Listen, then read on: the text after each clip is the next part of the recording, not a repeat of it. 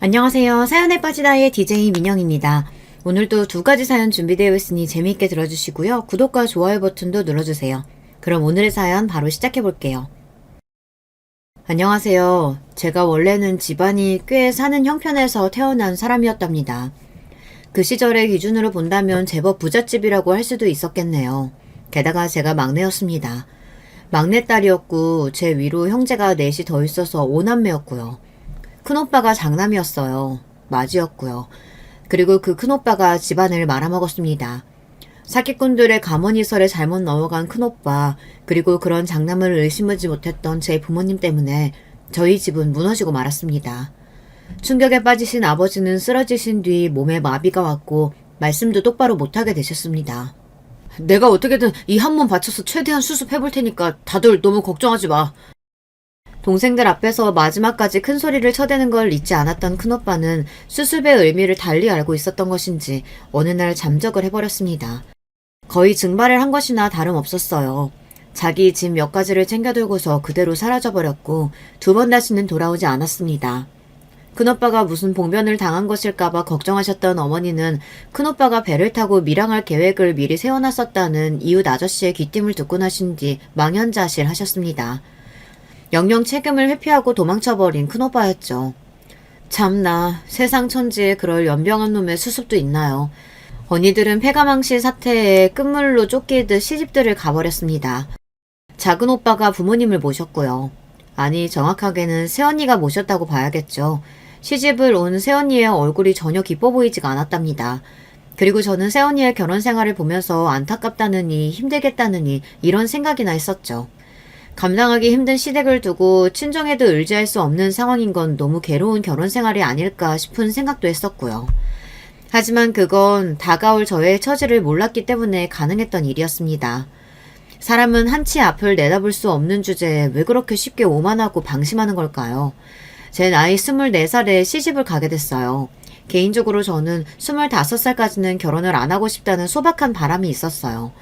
특별한 이유가 있는 건 아니었고 당시에 저는 젊고 어린 아가씨 시절을 자유로이 보내고 싶다는 마음이 있었거든요. 그래서 20대의 절반인 25살까지는 결혼 같은 것과는 동떨어져서 지내고 싶었답니다. 공장에 다니며 커다란 꿈도 커다란 희망도 품을 수 없는 지루한 일상을 보내고 있었으나 그럼에도 소박한 바람 정도는 있었던 거예요. 하지만 그것 하나 제 마음대로 이뤄낼 수 없었죠. 24살의 가을, 저는 등이 떠밀린 채로 결혼을 하게 되었어요. 제 등을 떠민 손길은 어머니의 것이었고요. 나 죽기 전에 막내 네가 시집 가는 거 봐야겠다. 어머니 어디 많이 편찮으세요? 돌아가시는 날도 아주 먼 것 같은데 왜 그런 핑계로 저를 급하게 시집 보내려고 하시는 거예요? 저는 별로 그러고 싶은 마음 없어요. 내키지 않는다고요. 그래? 그렇다면 말 바꾸마. 내가 아니라 네 아버지가 숨 넘어가기 전에 네가 시집 가는 걸 봐야겠다. 너도 알지? 네 아버지 언제 숨 넘어갈지 모르는 양반이야. 정신이라도 그나마 또렷하고 사리 분별 가능할 때 막내딸 시집 가는 걸 네 아버지가 봐야 할 거 아니겠니? 네? 아버지가 언제 그렇게 상태가 안 좋아지셨어요? 저는 당황스러웠지만 결혼 결정이 물러지는 일은 없었답니다. 제 친정 집안이 그래도 한때는 꽤 살았다고 했죠. 그때 맺어주었던 인맥이 좀 있었던 것 같아요. 어머니가 그 인맥을 통해서 굽신굽신 허리를 숙이고 손바닥을 비벼가면서 비굴하게까지 구시며 그렇게 저의 결혼 자리를 알아봐 주신 것이었습니다. 등을 떠밀리고 등짝을 후려맞으며 저는 그렇게 시집을 가게 됐는데 상대는 7살 연상의 남자였어요. 좋은 집안의 인물이었냐고요? 아니요, 그렇지는 않았습니다. 하지만 집안이 폭삭 망해서 내려앉은 제 쪽의 사정에 비하자면 훨씬 나았고요.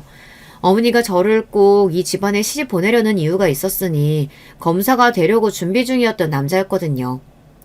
제 남편 말입니다. 검사의 꿈을 꾸면서 그때 한창 준비를 하며 피와 땀을 흘리던 시기였어요. 머리가 좋았고 야망이 넘치는 사람이었죠. 한마디로 표현해보자면 집안 배경에 비해 꿈이 원대한 인물이었어요. 가끔 살다 보면 그런 사람들이 눈에 들어오죠. 집이 가난하든 어쩌든 힘들든 말든 목표를 향해서 살벌하리만치 독한 자세로 나아가는 사람들 말입니다. 남들이 보기에는 불가능을 향해 나아가는 것처럼 보여요. 왜냐하면 그 사람이 처한 상황과 위치에 비해 그 사람이 노리는 목표가 너무나 커 보이기 때문입니다. 하지만 성공하는 사람들은 기어이 그 도약을 해내고 맙니다. 이것이 일반적인 대다수의 사람들과 현실에 안주하지 않고 이를 악문 채 기적이라는 두 글자를 가슴팍에 새겨놓고 많은 성공한 사람들의 차이점 같아요. 정신력부터 다른 것이죠. 너는 내 덕에 시집 한번 정말 잘 간 줄 알아라. 어머니, 그 사람이 정말 검사가 될지 안 될지도 모르는걸요? 눈빛부터가 보통 내기가 아니던데 안 되는 편이 이상하지. 그런 인물이 검사 노릇 안 하면 대체 누가 한단 말이니? 너는 하여간에 평생 이 어미한테 감사하면서 절이나 해. 이거사. 어머니는 저한테 얼마나 생색을 많이 내셨던지 모릅니다. 저는 집안의 막내라서 형제들 중에서 가장 집안이 풍요로웠던 시기를 덜 누린 입장이었는데요. 뼈 빠지게 일하면서 돈을 벌어야 했고 집안 분위기가 너무 엉망진창이 되어 있다 보니 눈칫밥을 먹느라 바쁘기만 했었어요. 제가 그랬다는 건 어머니가 전혀 고려를 안 하시는 모양이었네요. 하지만 굳이 이미 결혼을 해버린 마당에 엄마한테까지 득달같이 따지고 싶지 않아 그저 네 하고 마무리를 지었던 기억이 납니다. 요즘의 젊은 세대 아가씨들은 보는 눈이 다르던데요. 그 당시에는 생활력이 강하고 처자식 먹여 살리는 가장의 역할을 최고로 해내는 남자가 진짜 남자 중에 남자였어요. 그리고 그게 멋있어 보였답니다. 그러니 제가 주위에서 시집 잘 갔다는 평가를 받았죠. 남편은 검사가 될 준비를 하고 있었을 뿐 검사가 아직 된 것도 아니었는데 말입니다. 마냥 시집을 잘 갔다는 소리를 듣기에는 좀 억울했던 이유 중 하나가 시부모님을 제가 모시고 살았다는 부분이에요. 걸어서 5분 남짓 걸리는 거리에 시부모님이 살고 계셨습니다. 차로 5분이 아니고 걸어서 5분이었어요. 얼마나 가까웠던지 몰라요. 체감상으로는 솔직히 그냥 저희 옆집에 사시는 것만 같은 그런 기분이었네요. 결혼하면서 제가 돈을 들고 온 게 없었기 때문에 불평이나 불만을 털어놓을 수 없어 그냥 입을 꾹 다물었어요. 가만히 닥치고서 얌전히 시부모님을 챙겨드리는 그런 생활을 시작했었답니다. 남편이 3남매 중에서 막내예요. 그리고 약간 늦둥이고요. 게다가 위로 누나만 둘이 있습니다. 말 다 했죠. 진작에 시집들을 간 지 오래였던 시누이들은 둘 다 다른 지역에 살았습니다. 큰 시누이는 차로 1시간 정도 걸리는 거리에 살았고요. 작은 시누이는 그것보다 좀 더 걸려서 거의 1시간 30분 정도 거리에 살았습니다.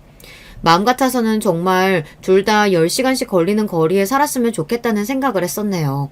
왜냐면 시누이들이 둘 다 저를 엄청 갈구면서 간섭질을 했었거든요. 아유, 올케, 집안 꼴이 이게 뭐야? 이래가지고 살림이나 제대로 해? 올케, 밥을 왜 이 모양으로 차렸어? 아, 반찬이 전혀 다양하지가 못하잖아. 방금 들어보니까 아버지가 허리랑 무릎 같은 데가 요새 부쩍 더 아프다고 그러시던데. 올케 왜 그냥 뒀어? 일부러 모른 척한 거야? 나이가 안 많다고 해도 이런 건 알아서 째깍째깍 할 줄 알아야 하는 거 아닌가? 올케는 사람이 매사에 허술하고 부족해. 두 사람 다 돌아가면서 저를 얼마나 귀찮고 번거롭게 만들었는지 몰라요. 그래서 저는 시누이들만 마주쳐도 어느새인가 심장이 막 벌렁벌렁 하면서 귓가에 삐 울리는 소리까지 들리고 머리가 어지럽기까지 했습니다. 또 무슨 트집을 잡아서 쓸데없는 잔소리로 저를 힘들게 하려나 싶어서 진이 다 빠지는 나날이었어요. 시어머니께서도 당연히 딸들과 며느리들 사이에서 딸들 편이었기에 저는 맨날 눈치나 보게 되었고요. 그런 나날을 제가 버티며 살았었네요. 제 남편은 결국 검사가 되었어요. 기어이 꿈을 이루고 검사복을 입었습니다. 대단하죠. 인간 승리였어요. 지금도 대한민국에서 검사라고 하면 진짜 대단한 사자 직업 중 대표적인 예시잖아요. 그 당시에는 지금보다 더 체감상 대단했다고 여겨지네요. 게다가 집안 배경, 인맥이라든지 뭐 그런 백 하나 없이 혼자서 일을 바드득 갈아가며 올라간 자리였으니까요.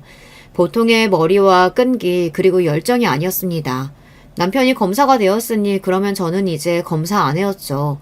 갑자기 졸지에 사모님 소리를 들으며 사는 팔자가 된 건가 싶어 어리둥절했습니다. 남편과 저는 극과 극 완전히 반대였어요. 남편이 검사가 되었다고 해서 제가 야심으로 눈을 빛내며 인생 역전을 외치는 일도 없었고 그저 머쓱해하며 참 잘된 일이라고 말하는 게 끝이었습니다. 모르겠어요. 제가 왜 그랬는지.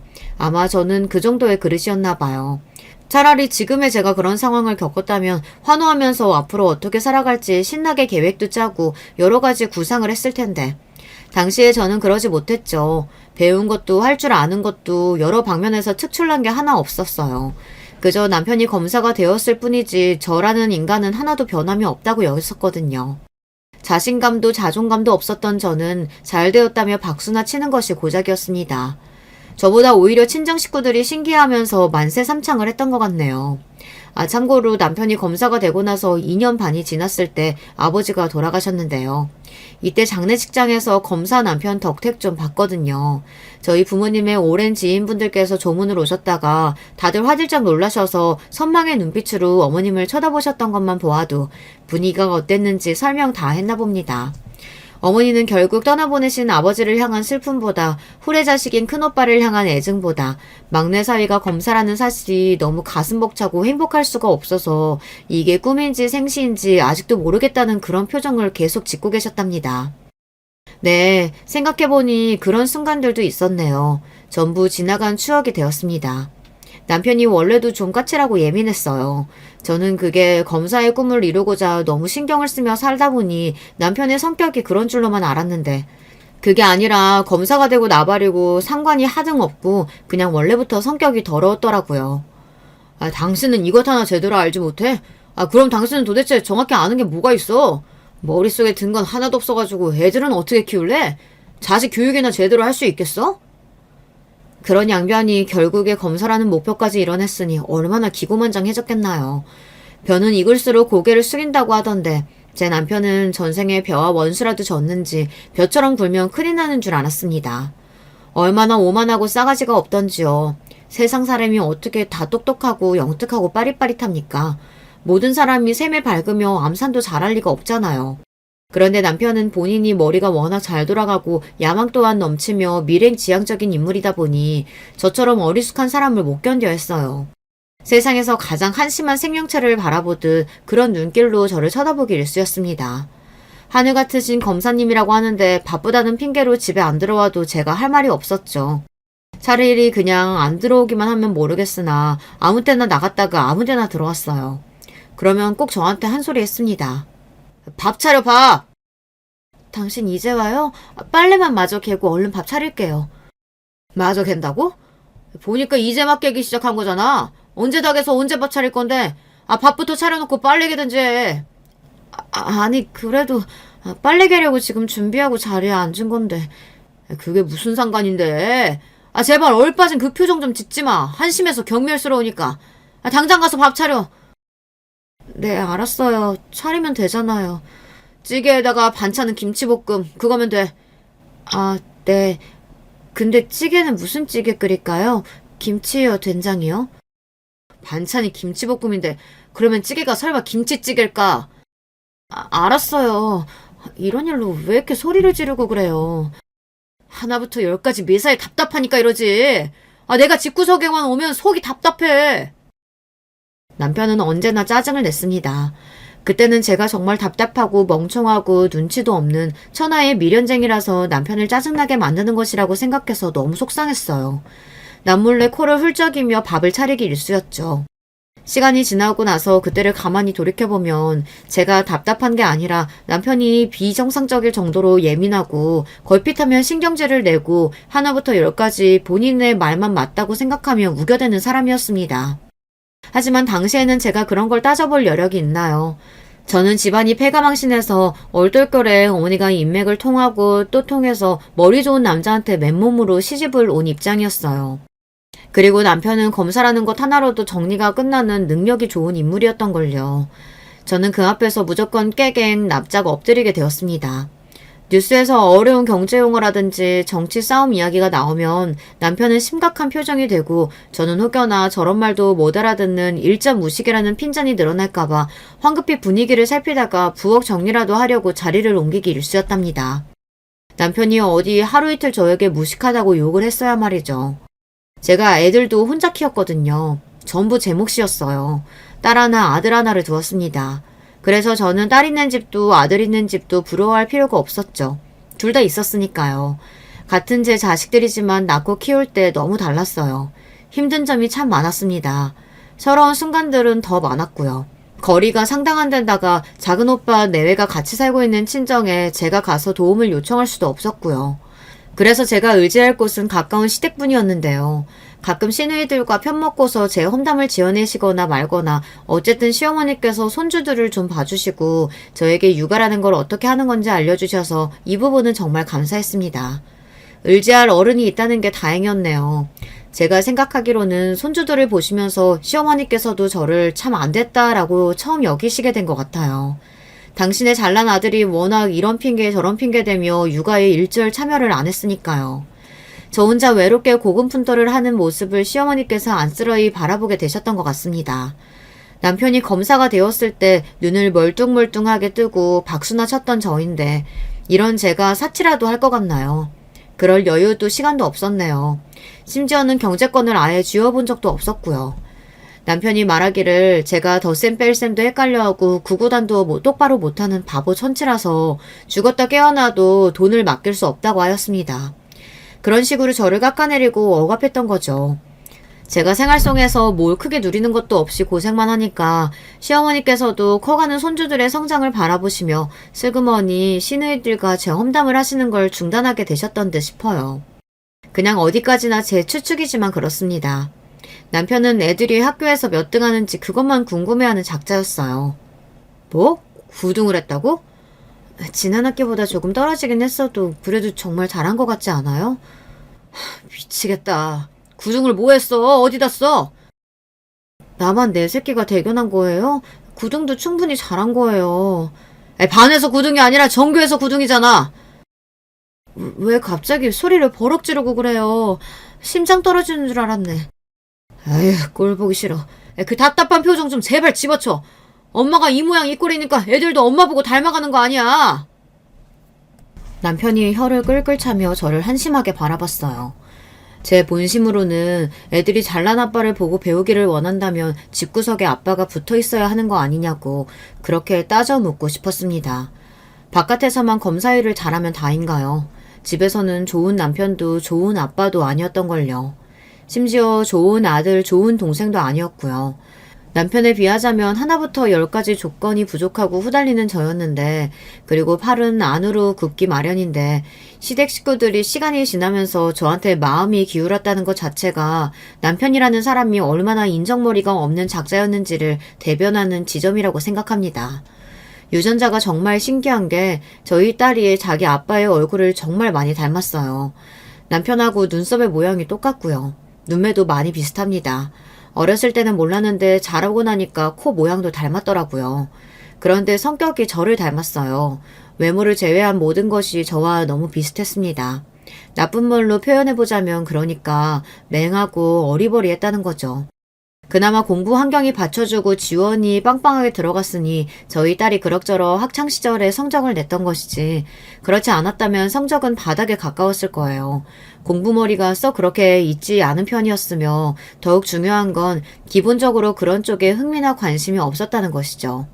공부를 열심히 해서 성공을 하고 이 다음에 큰 사람이 되고 사회적으로 무슨 일을 할 거고 뭐 이런 미래 계획이 저희 딸에게는 옛날부터 뚜렷하게 없었어요. 대신에 글이나 그림을 끄적이는 걸 좋아했고 저를 도와서 집안 살림을 하는 걸 잘했으며 어렸을 때부터 고사리 손으로 자기 할아버지 할머니의 어깨를 주물러드리며 자잘한 심부름도 군소리 한번 안 하고 다녀오던 착한 심성의 소유자였어요. 게다가 손재주가 좋아서 중학교 때 뜨개질 동아리 활동을 하더니 그걸 계기로 혼자 이것저것 잘 만들었습니다. 누가 가르쳐주고 그 밑에서 배운 것도 아닌데 혼자 그냥 목도리도 만들고 장갑도 만들더라고요. 그러더니 천으로 가방도 만들었고 심지어 나중에 보니까 귀걸이나 목걸이, 팔찌 같은 것도 혼자 만들어서 착용하고 다녔습니다. 대관절 그런 건 어디서 알아서 만들고 다니는 거냐고 했더니 취미가 있고 관심이 많아서 재료상에 직접 발품을 팔고 돌아다니면서 재료를 사다 디자인해서 만든 거라고 하더라고요. 딸이 직접 만들어준 머리핀으로 머리카락을 한데 모아 깔끔하게 고정하여 묶어봤던 그날 제가 생각했었죠. 아휴, 우리 딸이 얼굴이라도 자기 아빠 안 닮았으면 정말 큰일 날 뻔했구나. 하다하다 세상 천지에 그 정도로 딸 자식이 자기 아빠의 기질을 안 닮을 수가 없었습니다. 제 남편 같은 인물에게서 나온 자식이라고는 믿겨지지 않았어요. 서울에 자리하고 있는 4년제 대학 영어 영문과에 딸은 간신히 들어가서 또 간신히 졸업하였습니다. 남편은 이를 두고 집안의 수치라고 여기며 분통을 터뜨렸고요. 그딴 것도 학력이냐고 하였습니다. 게다가 딸은 뚜렷한 장래희망 같은 것도 없었거든요. 욕심도 없었고요. 남편이 우라통을 터뜨리며 환장하다 못해 미치려고 하는 것도 어찌 보면 납작이 같습니다. 반면에 저희 아들 말인데요. 또 신기한 점이 저하고 생김새에서 닮은 점이 꽤 있습니다. 아들이 어렸을 때 저와 손을 잡고 길을 걸어가면 사람들이 애가 엄마를 많이 닮았네 라는 소리를 꼭 던졌습니다. 그런데 웃긴 게 뭔지 아시나요? 나머지는 저를 안 닮았다는 거예요. 아들이 학교에 들어가기 직전인 7살 무렵이었던가. 아무튼 그쯤 때부터 제 선에서 통제라는 게 안 되었어요. 고집불통이었고요. 무조건 자기 말이 맞다고 우겼어요. 맞든 틀리든 자꾸 자기 주장을 펼치고 그걸 밀고 나갔습니다.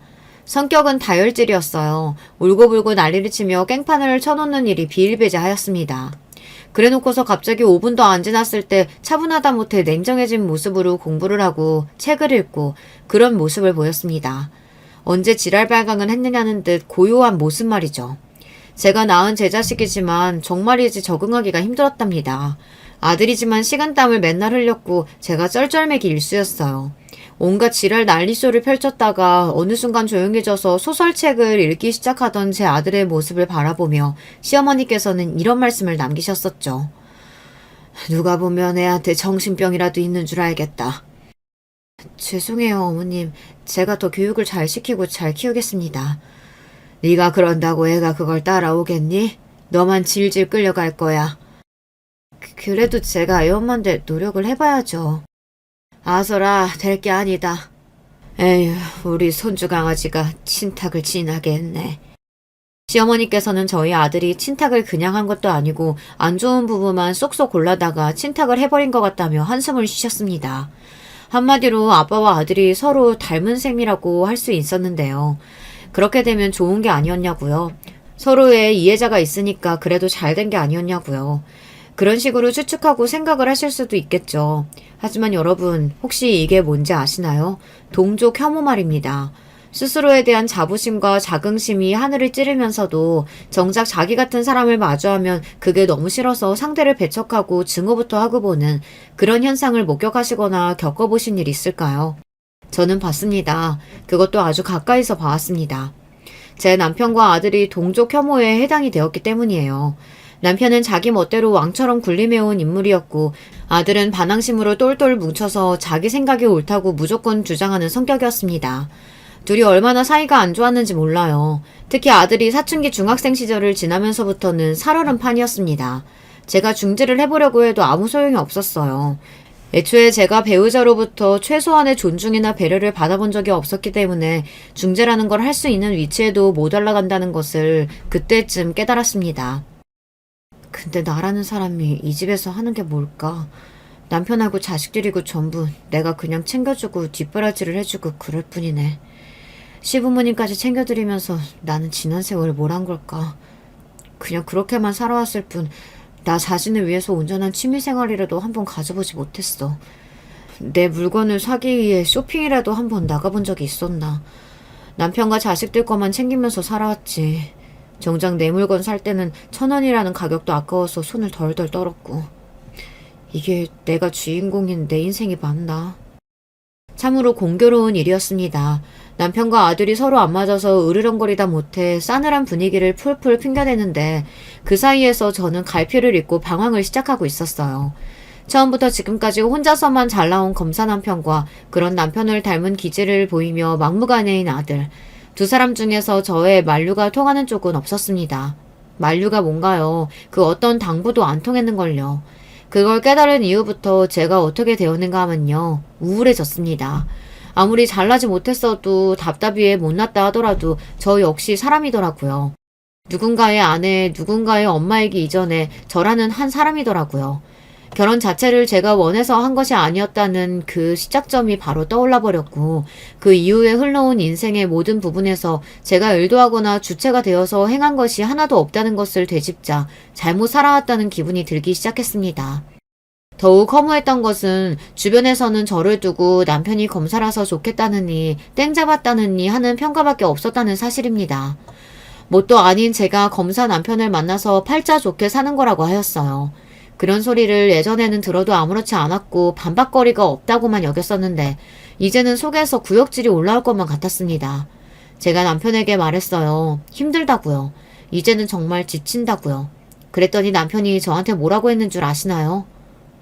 웃기고 자빠졌네. 할 일이 없으니까 그딴 태평한 생각이 나는 거야. 집안 대청소라도 한 번 더 하든가. 도대체 당신은 자식 교육을 어떻게 시키는 거야? 하나는 멍청하게 칠레레 팔레레 거리고 있고, 다른 하나는 개차반으로 싸가지 없이 굴면서 지 애비 머리 꼭대기 위에 앉으려고 하는데, 당신 때문에 자식 교육 다 망쳤어. 에휴, 정말 쓸모도 하나 없는 여자 같으니라고. 대체 뭐 하나라도 똑부러지게 해내는 꼴을 내가 본 적이 없다. 외사에 멍청하기만 하지. 저를 비웃었어요. 저의 아픔과 고민이 아무것도 아닌 것처럼 치부하였습니다. 상대할 가치도 없다는 듯이 굴었고요. 혀를 끌끌 차며 저를 지나쳐 방으로 들어간 남편이 밥이나 차리라고 소리를 질렀을 때 저는 제가 고작 밥 차리고 청소하는 게 전부인 존재로 살아온 것만 같아 모욕스럽기까지 했습니다. 며칠을 고민하다가 남편에게 부탁하듯이 선언했어요. 이혼하자고요. 이혼하고 싶다고요. 그랬더니 저를 정신병자 바라보듯 하였고 무시했습니다. 화병이 걸린 듯 가슴이 뻐근하던 와중에 시아버지께서 돌아가셨어요. 원래 지병이 좀 있으셨던 분이셨는데 돌아가신 건 심근경색으로 떠나셨습니다. 돌아가시기 몇 주 전부터 컨디션이 워낙 안 좋았기 때문에 시어머니를 포함하여 시댁 사람들은 제법 담담한 기색이었어요. 장례가 끝나고 며칠이 흐른 뒤 제가 이혼을 원한다는 뜻을 밝혔을 때는 다들 놀란 얼굴이 되었지만요. 지금까지 잘 참았으면 앞으로도 참으라며 저를 달래고 회유하는 것으로 입을 열었던 시댁 사람들이었고 그런 반응을 저는 예상했었습니다. 그래서 조용히 고개를 떨구었는데 잠시 후 시어머니께서 깜짝 놀랄 만한 소리를 하셨죠. 그래, 하고 싶으면 해라. 내가 낳고 키운 아들이라 세상에서 제일 잘 알면서도 그러면서 제일 잘 모르겠는 내 아들, 그런 내 아들 앞에서 내가 모처럼 어미 노릇 좀 해보마. 이혼하라고 내가 한번 설득해볼 테니까 그런 줄 알고 너도 이혼 준비 들어가라. 네? 그게 정말이세요? 어머님이 그렇게 도와주신다면 저야 감사한 일입니다. 하지만 혹시 왜 도와주시는지 여쭤볼 수 있을까요? 그 이유는 나뿐만 아니라 내 딸들도 똑같이 생각하고 있을 거야. 시어머니께서는 단지 그렇게 말씀하시며 씁쓸하게 시누이들을 눈짓하실 뿐이었습니다. 시누이들도 동의한다는 표정이었고 지난 세월 동안 제가 너무 수동적으로 가정 외에는 아무것도 없던 삶을 살아온 것을 지켜봐왔기에 이제는 제가 다른 인생을 살아보기를 원한다고 말했습니다. 시어머니와 시누이들 때문에 정말 미치게 힘들었을 때도 있었는데 세월이 다 지나보니 그런 과거가 좋은 결과로 돌아오기도 한다는 생각이 들어 피식 웃음이 나더라고요. 이렇게 개운한 웃음을 지어본 게 아가씨 시절 말고는 없었다는 기분이 들었습니다. 그래서 이혼을 마주하면서 저는 후련하기만 하였어요. 남편이 이혼해줄 이유가 없다면서 으르렁거렸으나 시댁도 그렇고 제 이야기를 듣고 난 친정 식구들이 저의 고충을 몰라주고 지내온 것이 미안했는지 적극적으로 이혼에 찬성하는 입장이었기에 고립이 되었습니다. 무엇보다 자식들이 부모의 이혼을 바라고 있었어요. 저를 닮은 딸은 제가 자유로운 일상을 보내길 원했기 때문에 이혼을 찬성했을 걸 예상했으나 아들이 의외였죠. 힘들게 소가리하면서도 키워낸 보람이 있다고 여겼네요. 그 덕에 남편과 이혼할 수 있었어요. 당신 분명히 후회할 거야. 다시 받아달라고 나한테 싹싹 빌게 되겠지. 남편은 자신만만하게 외쳤고 저는 대답 없이 그저 웃고 말았습니다. 야망이 없는 딸은 자기 아빠를 이제 안 보고 살아도 되고 집안의 수치라는 소리를 안 들어도 된다는 사실에 무척 해방감을 느끼는 모습이었어요. 아등바등하면서 살지 않아도 되도록 그저 하고 싶은 거 하면서 적당히 직장을 다녀도 되도록 저는 그렇게 딸을 지원해주면서 지냈습니다. 그리고 아들이 이혼에 적극 찬성을 했던 건 단지 자기 아빠한테서 완전히 벗어나서 후련하게 하고 싶은 대로 하기 위해서였다는 것을 저는 알게 됐죠. 아들은 미국으로 떠났습니다. 군복무를 마치고 얼마 되지 않았을 때 그런 계획을 진작 짜놨더라고요. 저한테는 상의도 안 했고요. 미국으로 갈 계획을 혼자 다 짜놓은 뒤에 시련을 코앞에 두고 저에게 통보만 해왔습니다. 누가 말리겠나 싶어서 그냥 보내줄 수밖에 없었네요. 솔직히 말릴 여력이 저에게 없다는 것도 인정이 된 지 오래였고요. 아들은 미국에서 공부를 한다더니 거기서 웬 사업으로 눈을 돌리게 되었습니다. 그러더니 재미교포 며느리를 만나 아예 눌러앉아 버렸고요. 골치가 아팠으나 한편으로는 체념이 되더군요. 아들 때문에 제가 나몰래 한숨을 쉬며 사는 모습을 딸은 다 알고 있었어요. 원체 세심하고 상냥하거든요. 그래서 딸은 제 곁에서 알콩달콩 일상을 오래 보내고 싶다고 말하며 자기 친구들이 다 시집을 갈 때 꿋꿋이 미혼 상태를 유지했습니다. 딸이 알아서 결정하겠지 싶어서 굳이 결혼에 대한 압박을 안 주었어요. 대신 세속적인 조건들을 따지기보다는 인간 대 인간으로 끌리는 상대를 만나 결혼했으면 좋겠다고 제가 그런 이야기를 자주 했었습니다. 그럴 때마다 딸은 자기 아빠가 떠오른다는 기색으로 진중하게 고개를 끄덕여댔고요. 그런 딸이 어떤 배우자를 맞이했을까요? 제 사위는 대학을 졸업하자마자 취직부터 했었다가 사업에 꿈이 있어서 퇴사를 한 뒤 그 길을 걸었던 전적이 있었습니다. 하지만 같이 사업을 시작했던 동업자에게 뒤통수를 맞으면서 실패로 끝났고요. 현실과 타협해서 다시 직장 생활을 하다가 저희 딸을 만나서 결혼을 한 상황이었어요. 사돈 내외는 건강상의 이유로 이른 귀농을 결심하셔서 멀리 시골에 살고 계셨고요. 사위가 외동이라 그런지 자기가 어떻게든 성공을 해서 효도를 하고 양친의 노후를 멋지게 책임지고 일해야겠다는 생각을 하는 것 같다고 제 눈에는 그렇게 보였습니다. 그랬기 때문에 결혼하고 8개월 정도가 되었을 때 직장을 그만두고 사업을 다시 해보겠다는 포부를 밝혀온 사위가 대견하게 여겨졌던 것이고요. 물론 그 이야기를 다짜고짜 사위가 저에게 전해온 것은 아니었고요. 딸이 이야기를 해왔어요. 다름이 아니라 사업 자금이 부족해서 제 도움이 필요하다는 것이었죠. 있는 재산을 가만히 떠올려보고 있던 저에게 딸이 조심스레 그러더군요. 저희가 미리 생각해봤는데 엄마가 혹시 이 집 아파트를 담보로 대출을 받아주시면 어떨까 싶어서요. 그게 가장 확실한 방법이잖아요. 제 눈치를 살피면서 말하는 딸의 모습에서 저는 왜 그렇게 저의 옛날 소심했던 모습이 겹쳐 보였을까요? 제가 일단 긍정적으로 고개를 끄덕였더니 주말에 사위하고 둘이 와서 사업 이야기를 본격적으로 꺼냈습니다. 사위가 자신만만한 모습이었어요. 미국에서 사업에 눈이 트였던 제 아들의 일화가 떠올랐고 저는 사위도 왠지 잘 될 것 같은 예감을 받았습니다. 이번에는 뒤통수 칠 동업자도 없다고 하였고요. 그래서 저는 대출을 받아서 사위를 지원해주기로 하였죠. 하루라도 빨리 해주시면 감사하겠다고 사위가 그러길래 부랴부랴 은행을 찾았었고요. 솔직히 제가 사업이니 뭐니 그런 거 잘 모릅니다. 근데 딸이 너무 간절하고 사위의 눈이 확신으로 빛나니까 제가 해주고 싶은 마음이 들었던 것 뿐이에요. 그렇게 제가 대출을 받아서 사위가 회사를 차려 사업을 시작할 수 있도록 해주었고요. 천만다행으로 초기에는 지지부진했던 게 반년을 지나면서 결과를 조금씩 내기 시작했어요. 그리고 큰 계약을 하나 따내면서 완전한 성장세로 접어들었습니다. 그렇게까지 초대박을 칠 줄은 몰랐기에 놀라웠고 신기했습니다. 저는 사위한테 주었던 그 돈을 그럼에도 아직 받지 못한 상태였고요. 엄마, 회사는 너무 잘 되는데 현금이 계속 필요하다고 해서 돈 드리는 건 조금 더 늦어질 것 같다고 하네요. 저 때문에 딸이 조심스레 말을 해올 때마다 괜스레 미안했습니다. 부담 갖지 말라고 괜찮다고 저는 항상 그렇게 말해줬고요. 그런데 설마 딸의 울먹이는 목소리를 듣게 될 줄은 상상도 못했던 것이죠. 엄마, 저 어떡해요? 그 사람이 저랑 이혼하고 싶대요. 이혼하재요. 어느 달부터 왠지 낌새가 안 좋고 사람이 너무 달라진 것 같긴 했지만 바빠서 그렇겠거니 했는데 그게 아니었나 봐요.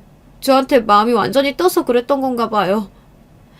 흐느끼는 딸의 목소리에는 죄책감까지 함께 어려 있었습니다. 자기가 선택해서 한 결혼이었고 자기가 먼저 나서서 저를 설득해서 대출을 받도록 하였고 그렇게 해서 시작된 회사가 성공을 거두자 돌아온 건 이혼 통보였으니까요. 억장이 무너졌습니다.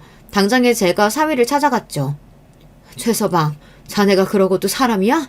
사업하고 싶다는 거 돈 없다고 해서 아파트 담보대출까지 해서 돈 빌려줬더니 어떻게 이래? 성공했으면 옆에 있는 사람한테 더 잘할 생각부터 해야지. 그 어떻게 옆에 있는 사람을 가르칠 생각부터 할 수가 있어? 장모님, 어리버리하신 줄은 알았는데 이제 보니까 말씀을 되게 잘하시네요.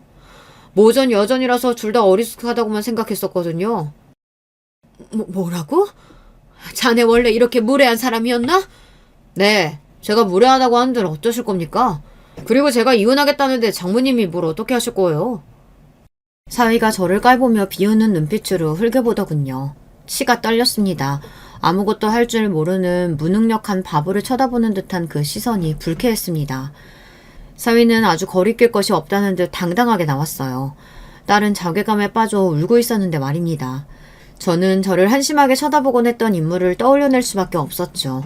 분하지만 사위의 말대로 저는 아는 것도 정말 없었고 큰일 앞에서 소심하고 심약하기까지 했습니다. 그러나 저와 정반대인 인물이라면 잘 알고 있었으니까요. 약 15년간을 이혼 후 왕래하지 않았던 그 사람을 제가 이렇게 찾게 되었습니다. 용기를 내어 연락을 하였고 주소를 하나 보내줬더니 늦은 저녁에 전 남편이 집으로 찾아왔습니다. 오랜만에 봐서 저는 어색해하고 있는데 사람은 안 변하는 것인지 대뜸 저한테 이런 소리를 날렸습니다. 당신 바보야? 내가 상황 들었는데 그 자식은 이혼하고 싶어도 할 수가 없어. 이혼 사유가 없는데 뭔 놈의 이혼이야. 그 자식이 처가 도움으로 성공한 거잖아. 우리 딸이 재산 증식에 기여했으니 이혼하게 되면 재산 분할 많이 받을 수 있어. 이걸 알면 그 자식이 이혼 안 하지. 정말 모르고서 내지른 것이거나 아니면 처가를 완전 바보로 취급하고 도박 한번 걸어본 거야. 전 남편의 말에 심장이 철렁 내려앉았는데 그래도 안심이 되는 내용이라 다행이었습니다. 단호하게 확신에 차 있는 전 남편의 태도를 보니 솔직한 감상을 밝히자면 그 순간에는 그 모습이 그렇게나 믿음직스러울 수가 없더군요. 제가 몸을 떨며 한숨을 쉬자 전 남편이 혀를 끌끌 차며 말을 이어갔습니다. 사내놈이 돈맛과 성공맛 본 뒤에 자기 옆에 있는 여자 버린다. 열에 아홉은 새로운 여자 생긴 거야. 그 자식이 아주 쥐가 구린 자식이라고. 외도 증거부터 수집 들어가서 완벽한 승리를 잡아야 돼. 뭐예요? 최소한 그놈이 바람까지? 그건 생각도 못 해본 일인데. 아니 세상에 어떻게 그런 추잡스러운 일이. 저는 참담해졌고 그런 저를 바라보는 전 남편은 사람이 왜 이렇게 순진하고 안일하냐며 툴툴거렸습니다. 딸 생각에 마음이 아프고 속상한 제가 열받아서 전 남편을 확 째려봤죠. 이혼하기 전에 결혼 생활까지 다 통틀어서 애들 아빠를 제가 힘껏 째려본 것은 그때가 처음이었어요. 그러자 전 남편이 머쓱해하며 먼저 꼬랑지를 말더군요. 그래서 저는 왠지 통쾌한 기분이 들었답니다. 사이놈의 미친 만행 때문에 눈앞이 깜깜해졌고 앞으로 어쩌면 좋을까 싶었던 게 어느새 꿈만 같아졌습니다. 전 남편 덕분에 현실의 상황이 완전히 뒤바뀌어 버렸기 때문이에요. 딸은 정신을 다잡고서 상심에 빠져 어쩔 줄 몰라 하는 척 연기를 하며 사위의 외도 증거를 수집하였습니다. 딸을 얼마나 만만하게 봤으면 외도 증거를 철저히 숨기지도 않았더라고요. 저희 모녀를 비웃어 왔겠죠. 호구 집안을 잘 물어서 회사 잘 차리고 성공해서 이제 새 여자로 갈아타면 그만이라고. 아주 이런 생각에 즐거워했을 거예요. 제가 대출을 받아서 내어줬던 돈이나 기껏 뒤탈이 없기를 바라며 선심 쓰듯 다시 내어주면 그걸로 이혼할 때 들어가는 비용은 끝이라고 여겼을 것이고요. 그러나 어림도 없는 이야기였습니다. 내가 잘못했어. 내가 미쳤었나 봐. 정신이 나가서 그랬던 거야. 지금은 반성하고 있어. 뉘우치고 있으니까 제발 딱 한 번만 용서해주면 안 될까? 얼마 후 사위는 제 딸 앞에서 무릎까지 꿇은 채 싹싹 빌었답니다. 온순하고 정이 많은 제 딸은 그런 순간에도 부드러운 미소를 짓고 있었다고 하더군요. 그러나 그 안에 든 결심은 아주 날카로운 것이었어요. 내가 왜? 당신은 나를 함부로 여기고 배신하고 버릴 작정을 그렇게나 쉽게 했는데 내가 왜 그걸 다 겪고도 당신을 용서하고 받아줘야 돼? 나를 바보로 하는 거야? 내가 아직도 그렇게 만만한가 봐. 아니야. 그런 거 절대로 아니야. 나는 당신 만만하게 생각 안 해. 그러니까 내가 지금 이렇게 납작 엎드려서 비는 거잖아. 가진 거 잃은 거 다 잃고 패가망신 당하는 게 두려우니까 비는 것뿐이잖아. 그러길래 누울 자리를 보고 나서 다리를 뻗든가 했었어야지. 우리 아빠가 검사 출신인 거 알고 있었음에도 마음껏 까불고 날뛴 그 용기가 정말로 가상하다.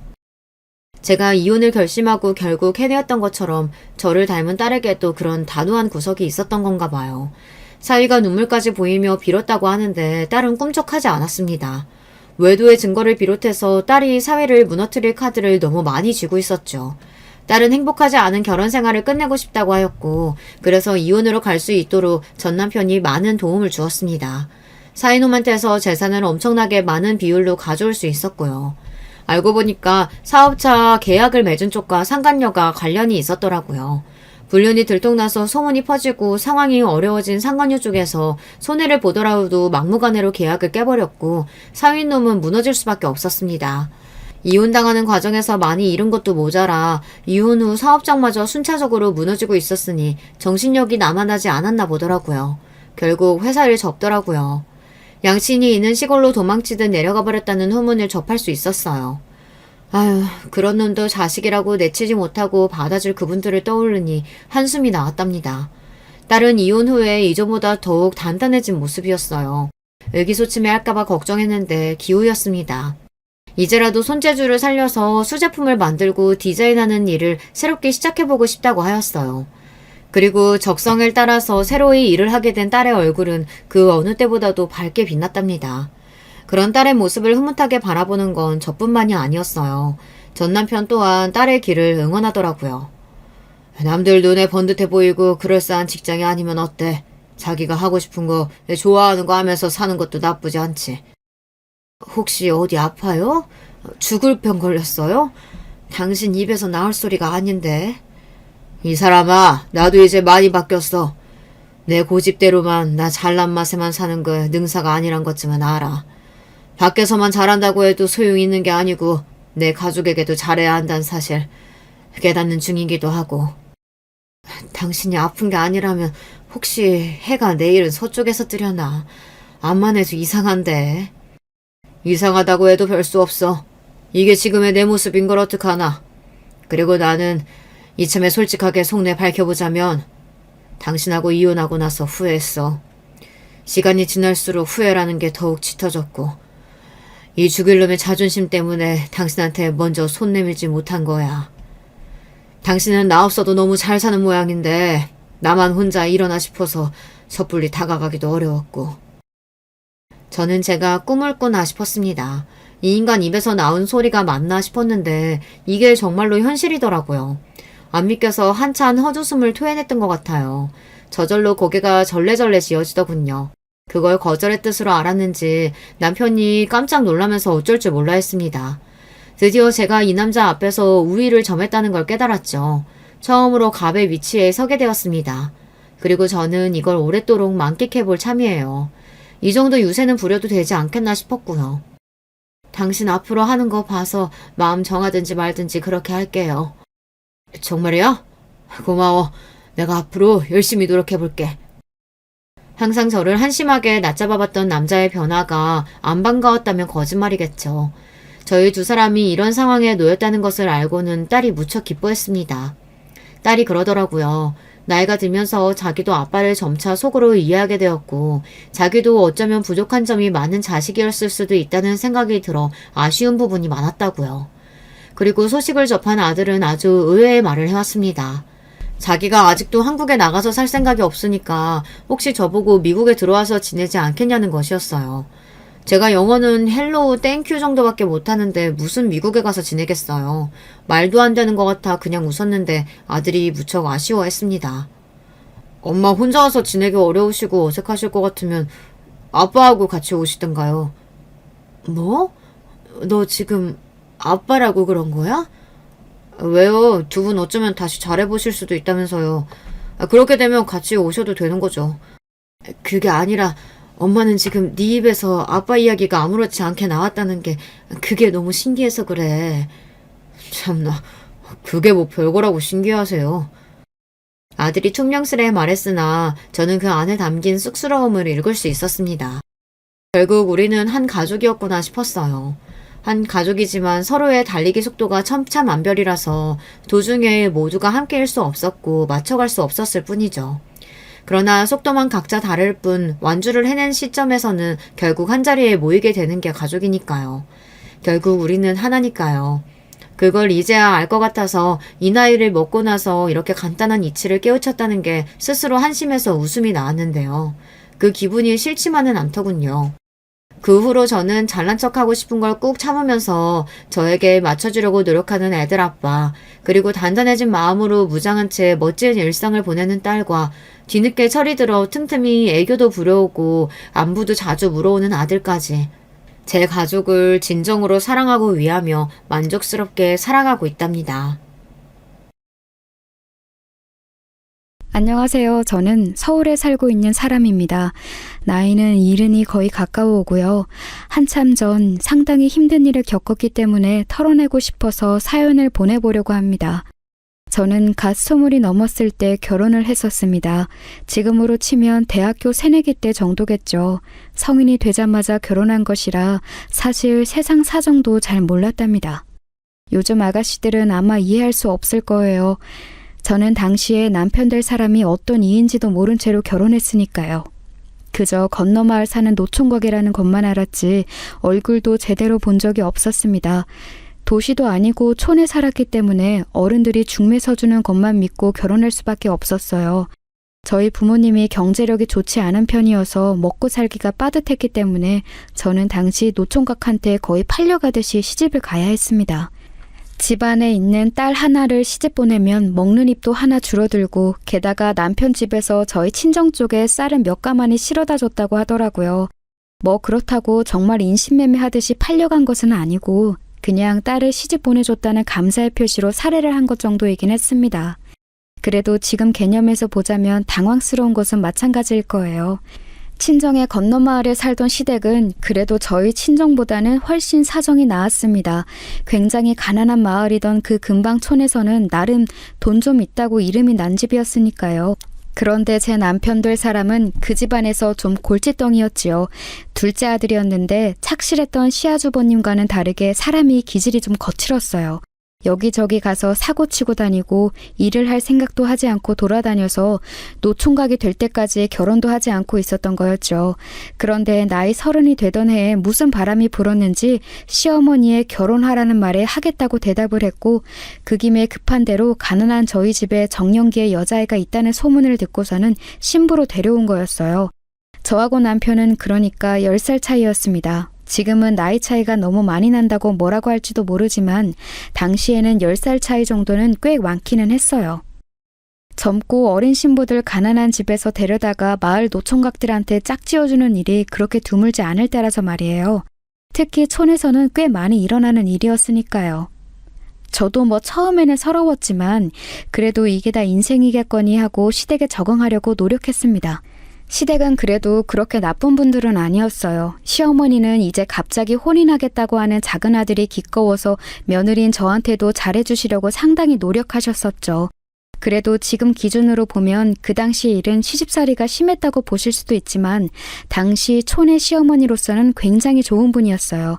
보통 당시 밥을 먹을 때 남자들이 큰 상에 모여 앉아서 먹고 여자들은 뒤로 빠져서 작은 상에 앉아 먹었는데 작은 며느리이자 집안 막내인 저는 상에 밥도 올려놓지 못하고 그냥 바닥에 놓고 먹어야 했거든요. 그런데 시어머니가 그거 불쌍하다고 제 밥그릇을 위해서 작은 상을 조금 큰 것으로 바꾸어서 같이 앉아서 먹을 수가 있었죠. 바닥에 놓고 혼자 밥을 먹으면 남은 반찬 한두 가지 놓고서 그거에만 먹어야 하는데 작은 상에서 같이 먹으면 그래도 여러 가지 반찬을 먹을 수 있었거든요. 게다가 작은 며느리이니 이전 식사에서 남은 찬밥이나 누룽지를 먹었어야 했지만 시어머니가 일부러 따뜻한 밥으로 바꿔주시기도 했고요. 얼마나 감사했는지 몰라요. 시아버지는 엄격하고 가부장적인 분이어서 좀 무서웠지만 그래도 시어머니 덕분에 제가 살 수 있었죠. 남편도 생각했던 것보다 무척 좋았어요. 나이 차이가 10살이나 나다 보니 처음 제 얼굴을 보고서 한 말이 아이고 애기네 였었죠. 사실 30살짜리 총각이 20살짜리 여자애를 봤으니 얼마나 어려 보였겠어요. 아직 젖살도 안 빠진 나이잖아요. 너무 어리다고 생각해서인지 남편은 저한테 무뚝뚝해도 이것저것 신경 써주는 게 있었죠. 밖에 나가서 놀다 들어올 때 자기가 먹던 간식 하나라도 들고 들어와서 저한테 준다든가 읍내 나가서 술 마시다가 예쁜 색깔 목도리라도 있으면 그거 하나 사들고 들어와서 저한테 준다든가 하는 식으로요. 시집살이가 고되지 않았다는 건 아니에요. 지금과는 달리 당시에는 시댁에 층층 시아 어르신들이 정말로 많았어요. 시조모, 시조부에 시외 삼촌들까지 다 모시고 살았었죠. 대부분이 다 엄하고 무서운 어르신분들이라서 숨도 못 쉴 정도였어요. 그래도 가장 무서워해하는 시어머니가 제 방패 역할을 해주셨고 남편도 저를 도와주면서 신경을 써주었으니 그 어린 나이에도 어쨌거나 저쨌거나 살 수가 있었던 거였죠. 사실 촌에서 그 시절에 가난한 집에서 태어났던 것에 비하면 시집을 아주 잘 간 거였어요. 처음에야 팔려가는 기분이라 싱숭생숭했지만 나중에 같은 나이 같은 마을 친구들을 보니 제가 얼마나 팔자가 좋았는지를 알겠더라고요. 시댁도 엉망이라 평생 시골에 박혀서 고생한 친구들이 참 많거든요. 처음에는 남편이 신혼이라 그런지 결혼 생활에 참 충실했어요. 집에도 항상 빨리 들어왔고 집안 어른들한테 행패를 부리지도 않았죠. 총각 시절에는 마을에서 싸움도 많이 하고 술도 그리 많이 마셨다는데 제가 갓 결혼했을 때는 믿어지지 않을 정도였어요. 저한테만은 무뚝뚝해도 세상 없이 신경 써주는 사람이었으니까요. 그런데 이제 결혼 생활이 1년이 지나고 2년이 지나니까 남편이 좀 실증이 나는 것 같더라고요. 저한테 이 시골 지겹지 않냐고, 혹시 같이 도시 나가 살 생각 없냐고 물었어요. 저는 아무것도 모르던 시절이었기 때문에 당연히 도시라고 하면 그냥 좋다고 여길 뿐이었죠. 그 당시에는 마을 전체에 TV가 2대밖에 없던 시절이었거든요. 그중 하나가 저희 시댁에 있었는데 시조부님 방에 있어서 저는 어쩌다 한번 가족들이 다 시조부님 방에 모여 인사드릴 때 화면을 보는 정도였어요. 그럴 때 화면에서 간혹 도시 풍경이 나오면 가슴이 뛰었었지요. 아직 어린 나이라서 더 넓은 세상으로 직접 나갈 생각은 꿈도 꾸지 못했지만요. 그런데 남편이 혹시 도시 나가서 살 생각 없냐고 하니까 저는 당연히 좋을 수밖에요. 남편은 저를 꼬드겨서 도시로 이사해서 살고 싶다, 독립하고 싶다고 말하도록 설득했어요. 남편이 먼저 시어머니와 시아버지에게 말했고 시어머니가 나중에 저한테 의향을 물으셨을 때 저도 나가고 싶다고 대답했죠. 사실 이 일로 시부모님도 근심이 많으셨다고 해요. 아직 남봉꾼에서 벗어난 지 얼마 되지도 않은 아들과 결혼한 지 몇 년 되지 않은 새 며느리를 밖으로 독립시키는 것이 맞냐는 거였죠. 사실 좀 무리한 일이기는 했어요. 남편은 도시에 나가서 대체 무슨 일을 해서 저를 벌어먹여 살릴지 아무런 생각이 없었거든요. 그저 도시로 나가서 밤 늦게까지 화려한 술집에서 술을 먹고 떠들면서 놀 생각에만 들떠 있었죠. 아마 거기에는 도시의 예쁜 여자들과 놀아날 생각도 많이 있었을 거예요. 하지만 시댁의 경제 사정이 괜찮다고는 해도 어디까지나 그 촌마을 수준에서였지 도시로 나가면 완전히 이야기가 달라지잖아요. 게다가 그 당시 시조부 건강이 안 좋으셔서 병원에 가셔야 했기 때문에 병원비도 많이 들고 있었죠.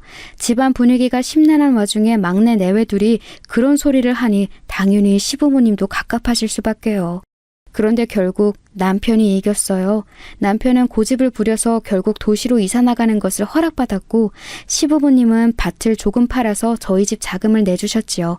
둘째이긴 해도 시어머니가 남편을 정말 많이 예뻐하셨으니 금쪽 같은 아들이 남의 집을 빌려서 사는 게 영 싫으셨던 모양이더라고요.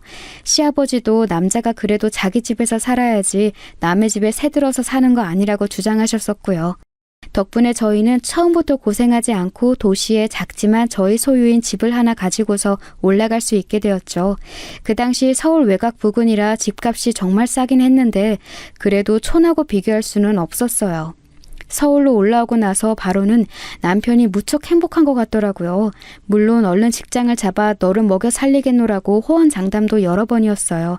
자기는 똑똑하기 때문에 어디든 이력서만 들이밀면 모셔갈 직장이 여기저기 널렸을 거라고 생각하고 있었죠.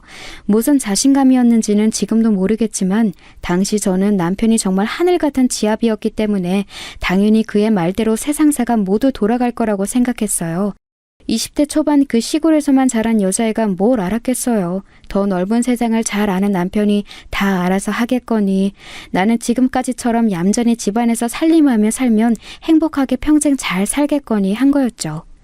그런데 당연히 이게 잘 될 리가 없었죠. 사실 그때는 지금하고는 달리 한국이 막 발전하던 경쟁 성장기였기 때문에 여기저기 일자리는 참 많았어요. 나중에 보니까 정말 못 배운 친구들도 공장이며 어디며 취직 다 해서 잘 벌어먹고 살았더라고요. 나중에 자리 잡아서 아예 중상층이 된 친구들도 있었고요. 남편도 신체 건강한 젊은 남자였으니 어디 가서 취직 못할 일은 없었죠. 하지만 문제가 남편이 그런 일을 하기 싫어했다는 거였어요. 남편은 어디 편한 자리에서 서류 업무나 하는 그런 일을 바라고 공장 일은 말만 꺼내도 싫어했죠. 하지만 고등학교도 간신히 졸업한 남편을 어디 그런 일자리에서 써주겠어요? 그 나이까지 아무런 이력도 없는 사람을 말이에요.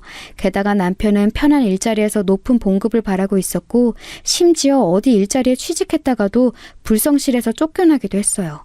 그럴 때마다 남편은 화를 내면서 자기 값어치를 사람들이 못 알아준다면서 열변을 토하고는 했죠.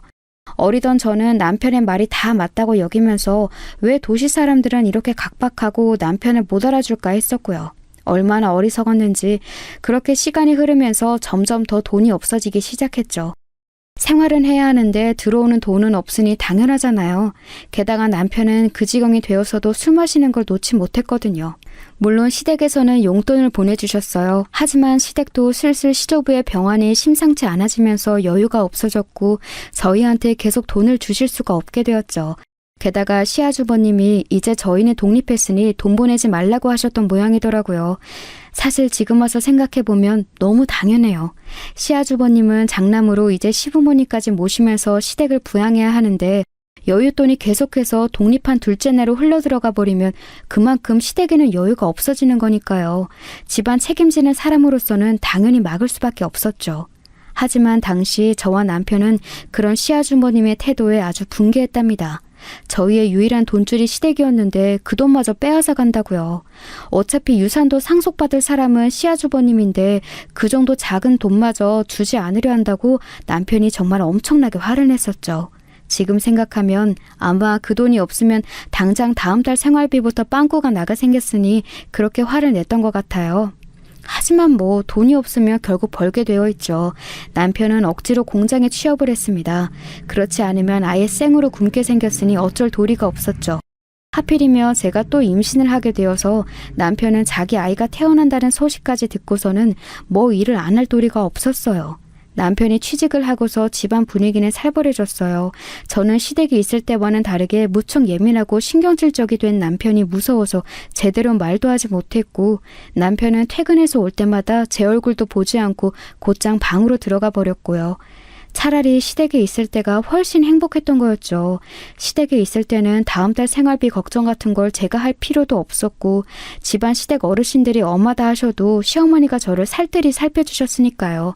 마음만은 편했던 남편도 제게 훨씬 부드러웠고 하지만 도시로 살림살이를 옮기고 나서 그 후로는 단 한순간도 편하게 지내본 날이 없었답니다. 남편은 거의 1년 정도 그래도 취직한 공장에 성실히 다녔어요. 그때는 공장에 적응하느라 그런 것인지 술도 줄이더군요. 덕분에 생활비 걱정은 덜었지만 그렇다고 해서 제가 살기가 좋은 건 아니었어요. 남편은 계속해서 집에 와서 제게 화를 내며 예민하게 굴고는 했죠. 제 존재 때문에 자기가 하고 싶은 것을 못하고 정말 너무 싫은 공장에서 죽어라 일을 해야 한다면서요. 저는 아기를 가졌는데도 아무런 말도 하지 못하고 그저 죽은 듯이 지내야 했어요. 그 와중에 뱃속 아기는 눈치 없이 계속 배를 차면서 뭐가 먹고 싶은지 입맛은 계속 좋아지기만 했고요. 얼마나 서럽던지요. 결국 아기를 낳고 나서 저는 그리 쉬지도 못했어요. 제가 아기 낳았을 무렵 시어머니께서 올라오셨는데 저희 집안 꼴을 보고서는 너무 놀라셨죠. 아들이 어련히 알아서 며느리를 잘 돌보고 있겠거니 하셨지만 도리어 정반대였으니까요. 다행히도 낳은 첫 아이가 아들이라서 시어머니는 너무 기뻐하시면서 저를 돌봐주셨어요.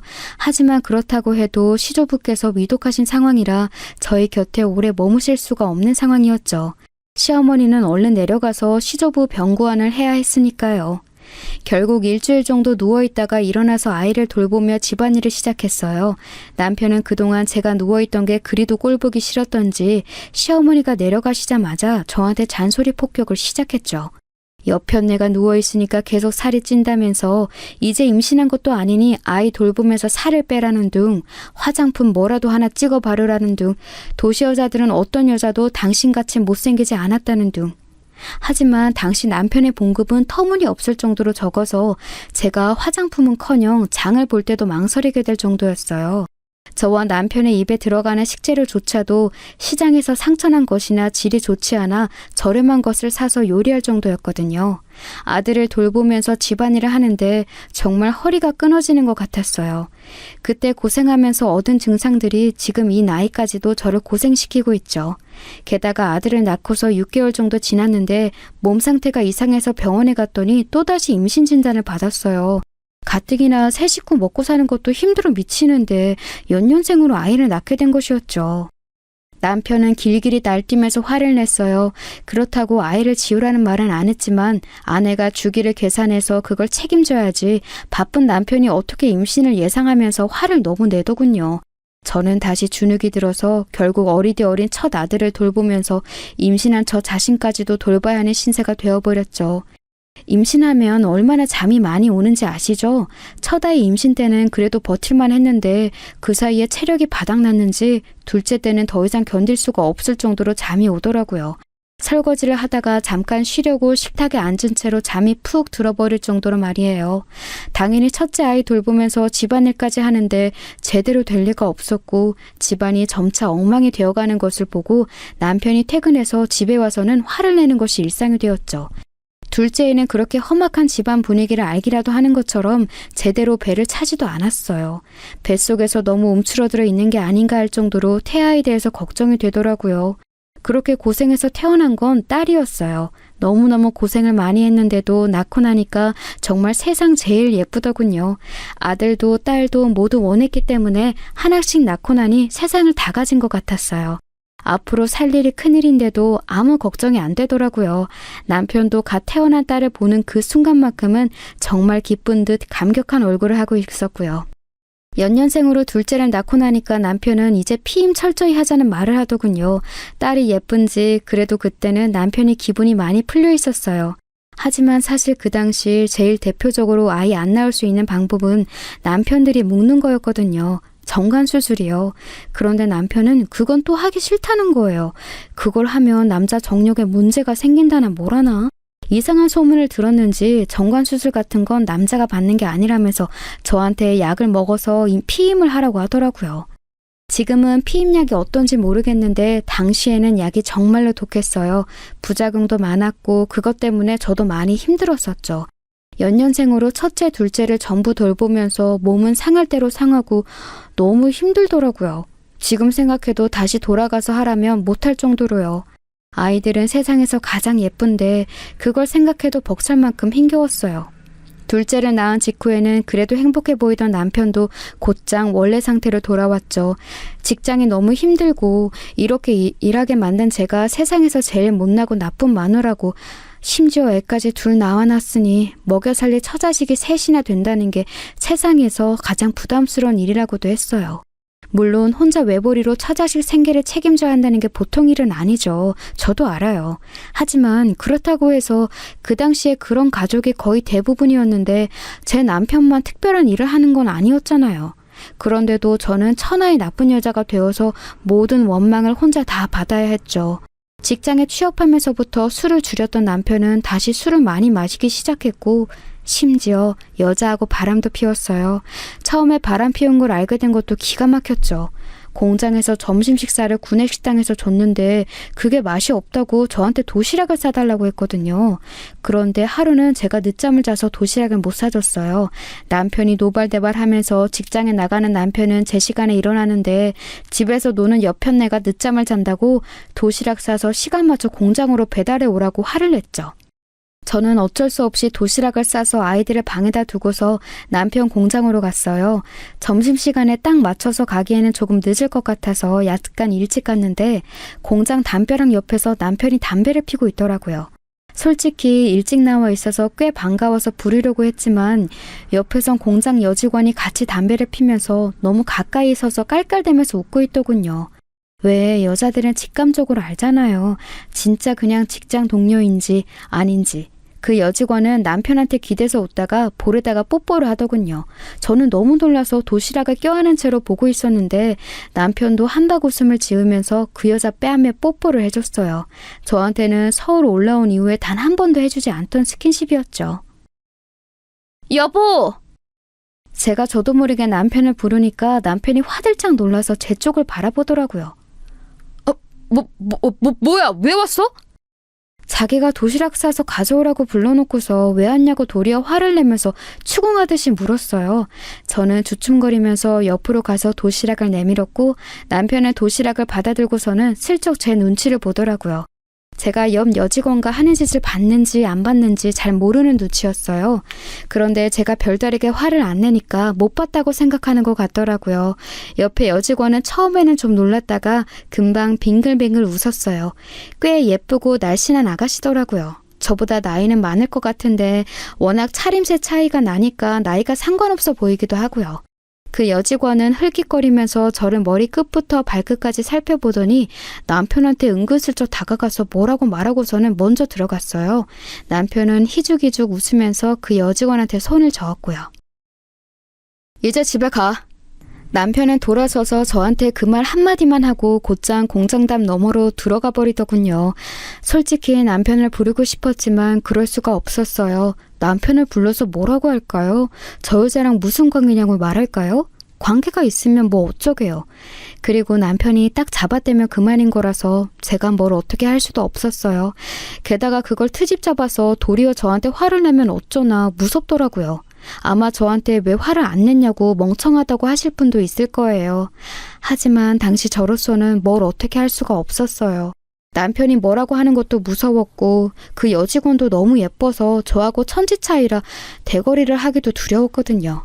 뭐든지 무섭고 위축되었던 시절이라 어쩔 도리가 없었죠. 저는 그날 터덜터덜 집으로 돌아와서 아이들을 껴안고 울었어요. 애들은 아직 어려서 제가 이 이야기를 해도 못 알아들을 테고 그리고 뭐 알아들으면 어쩌겠어요. 아이들이 스트레스만 받지. 저는 그날 이를 악물었어요. 남편은 아마 지금 그 여직원만이 아니라 계속해서 바람을 피울지도 모른다. 평생 내 속을 썩일지도 모른다고 말이에요. 하지만 그래도 내가 내 아이들만큼은 정말 남부럽지 않게 길러낼 거다. 분명히 성공적으로 길러내서 떵떵거리면서 살게 할 거다. 그렇게 다짐을 했었어요. 그리고 그 이후로도 남편은 여자를 만나고 다녔어요. 처음에는 저한테 조심하기는 했었죠. 걸리지 않으려고 그러는지 이래저래 핑계를 대가면서 조심조심 만나고 다니더라고요. 분명히 월급이 오를 텐데 저는 얼마큼 올랐는지도 몰랐답니다. 매해마다 월급 동결이라면서 똑같은 돈만 가져다 줬는데 제 생각에는 그 인상분을 죄다 여자한테 쓴 것 같아요. 그래서 남편이 그 공장을 그만둘 때까지 계속 처음 들어갈 때와 같은 돈만을 받아 쓸 수밖에 없었어요. 하지만 세월이 흐르자 남편은 점점 조심성조차 사라지기 시작했어요. 대놓고 여자를 만나기 시작했죠. 처음 얼마간은 그 공장 여직원하고만 일이 있는 것 같았는데 나중에는 술집 아가씨하고도 따로 연락하고 만나는 것 같더라고요. 대놓고 재킷 주머니 안에서 여관 영수증이 나오고 이름 모를 집에 열쇠가 나오고 했어요. 아마 만나는 여자 집의 열쇠였겠죠. 그렇게 대놓고 바람을 피는데 왜 가만히 있었냐고 물으신다면 저는 아이들을 키워야 했어요. 아이가 둘인데 애들을 아빠 없는 자식으로 만들 수는 없잖아요. 이혼한다고 해서 제가 능력이 있어서 돈 잘 벌어 애들을 끝내주게 키워낼 수 있는 것도 아니고요. 만약 능력이 있었다면 남편을 쥐잡듯 잡았을지도 몰라요. 나중에는 정말 손끝 하나 닿는 것도 싫어질 정도로 징그럽게 여자를 만나댔으니까요. 하지만 제가 무능력하고 애는 둘이나 있는데 둘 다 어린 상황에서는 도대체 어떻게 할 수가 없더라고요. 그래도 여자만 만날 때는 나았었죠. 남편 나이 40 중후반쯤 되었을 때였어요. 애들도 이제 중학생이나 된 상태였는데 그때가 가장 돈이 많이 드는 시기잖아요. 애들이 하고 싶어 하는 것도 많고요. 다행히 저희 애들은 워낙 착하고 소박해서 저한테 해달라는 건 많이 없었지만 그래도 먹는 것도 제대로 맛난 걸 많이 못 먹이는 건 너무 서러웠어요. 그런데 가뜩이나 생활비도 모자라서 쩔쩔매는데 남편이 갑자기 공장을 그만두겠다고 하더군요. 그때쯤 남편은 그래도 꽤나 오래 근속해서 나름 자리를 잡은 상태였는데 그걸 그만두겠다고 하는 거예요. 여태까지 모은 돈으로 사업을 하겠다고요. 아니 지금껏 생활비도 쪼들렸는데 모은 돈이 어디 있나요? 저한테 여태 얼마 모았냐고 묻길래 저는 너무 어처구니가 없어서 그런 돈 없다고, 여태 적자 나는 거 전부 아는 사람들한테 빌렸으면서 돌려막으며 갚았다고, 생활비가 얼마나 드는지 아느냐고 남편한테 쏘아붙였어요. 아마 그날 남편이 꽤나 놀랐을지도 몰라요. 결혼 생활에서 처음으로 남편한테 대든 날이었거든요. 10살이나 차이가 나다 보니 남편은 당연히 저를 무슨 학생이나 어린 조카 대하듯이 했고 제가 말대답을 한다는 건 상상을 못할 정도였어요. 그런데 제가 마구 쏘아붙이면서 제정신이냐고 화를 냈으니 말이에요. 그런데 저희 남편이 정말 성격이 안 좋거든요. 제가 그렇게 말하는 걸 듣고 가만히 있을 리가 없었죠. 그날 거의 세간살이를 부숴가면서 남편이 소리를 질러댔고 저는 너무 무서워서 애들을 안고 방으로 도망 들어가 숨어 있었어요. 방문을 잠갔더니 문을 부셔버리겠다면서 남편이 두드리는데 정말 너무 무섭더군요. 오금이 떨릴 지경이라 애들을 껴안고서 창문으로라도 나가야 하나 고민을 할 정도였어요. 물론 3층 집이라서 불가능했지만요. 결국 남편은 정말로 공장을 그만두고서 사업을 시작했어요. 정확히는 자기 사업도 아니고 친구 사업에 이름 공동으로 올리고서 투자를 하는 거였죠. 사실 남편이 얼마나 허세가 가득한 사람인지를 생각해보면 그때까지 공장 얌전히 다닌 것만 해도 참 많이 참았다 싶기는 해요. 아마 여자를 만나면서 잘난 척하고 싶은 욕구를 풀었던 것 같은데 이제 40 중후반쯤 되니 돈이 없으면 아마 여자들이 안 많아졌던 모양이죠. 공장에 다니는 것 정도로는 도저히 여자 떵떵거리만 만날 정도의 여유가 없으니까 결국 투자 꼬드김에 넘어간 거였어요. 남편을 꼬드긴 건 서울 올라왔을 때 초반에 사귀었던 술친구였는데 딱 봐도 너무 양아치라서 제가 진짜 싫어하던 사람이었죠. 그런 인간한테 넘어가서 투자라뇨. 근데 대체 돈이 어디서 나서 투자를 했나 너무 궁금하더라고요. 남편은 딱 자기 사업가라고 친구 사업에 돈 내서 투자했다고 으스대면서 말하는데 제가 볼 때는 절대 돈 나올 구석이 없었거든요. 너무 수상한데 그걸 제가 동네 친한 아줌마한테 고민하면서 이야기했더니 혹시 집 담보대출 받은 거 아니냐는 거예요. 정말 정신이 아찔했죠. 아니나 다를까 확인해보니 정말로 집 담보대출을 받아서 투자한 거더라고요. 시댁에서 그 오랜 예전에 밥 팔아서 사주셨던 이 조그만 집을 그나마도 대출을 받아서 사업한답시고 넣어버리다니 게다가 대출도 정말 한계까지 끌어다가 내버렸더라고요. 만약 그 사업이 잘못되면 정말 우리 집 가족들은 거리에 나가게 되는 거였어요. 저는 화를 내고 싶었지만 남편이 그렇게 방문하고 집안을 전부 부술 것처럼 발광하던 게 잊혀지지를 않았어요. 애들은 몸 성이 지켜야 하고 저도 다치고 싶지 않았으니까요. 그래서 또다시 아무런 말도 하지 못하고 넘어가 버렸죠. 그래도 사업이니까 어느 정도는 잘 될 확률도 있을 테니까 하고요. 하지만 공장만 다니고 아무것도 모르는 초짜가 투자한 사업이 잘 될 리가 없죠. 게다가 그 친구는 양아치 중에 양아치라 사업이 잘못되어 가자 돈을 통째로 싸들고 도망가 버렸어요. 그 양아치가 손을 써놓은 덕분에 빚은 전부 남편 앞으로 돌아오게 되었고요. 결국 집은 경매에 내놓았고 그러고도 빚을 다 못 갚아서 한참이나 더 갚아야 했죠. 남편은 사업 실패의 충격을 견디지 못하고 망나니처럼 굴기 시작했어요. 한 달씩 집에 들어오지 않는 경우도 많이 있었죠. 그래서 저는 아이들을 키워야 하니까 마음을 굳게 먹고 주변 동네 마트 캐셔 일자리를 알아보았어요. 그래도 아직 저는 젊은 편이라서 마트 캐셔 자리에 합격을 시켜주더군요. 그리고 사정이 딱하다는 것을 알아본 마트 주인 아저씨가 제게 맞는 시간대에 일하라고 배려를 해주셨고요. 최대한 아이들한테 밥도 해주고 챙겨야 했으니까요. 당시 저희는 반지하 셋방으로 이사를 갔고 남편은 거의 집에 들어오지 않았어요. 정말 부모로서 애들 얼굴 보기가 부끄러워 살 수가 없었는데 그래도 저희 애들이 정말 착했답니다. 아이들은 단 한 번도 제 속을 썩이지 않고 자라났어요. 장남인 아들은 조금 무뚝뚝하지만 듬직한 성격이었고 딸은 다정하면서도 저를 잘 배려하는 아이였지요. 서로 보완이 참 잘 되는 남매였어요. 아들이 배려하는 걸 살짝 놓치면 딸이 귀뜸하고 딸애가 뭔가 힘들어 보이면 아들이 도와주고 그런 게 너무 잘 되었거든요. 제 아빠가 술 마시고 들어와서 행패를 부려도 아들이 나서서 저와 딸애를 보호해주기도 했어요. 중학교에 들어가면서부터 아들은 키가 훌쩍 커서 거의 제 아빠보다 더 커져버렸거든요. 체격 자체도 아주 컸고요. 게다가 저희 애들이 공부를 참 잘했어요.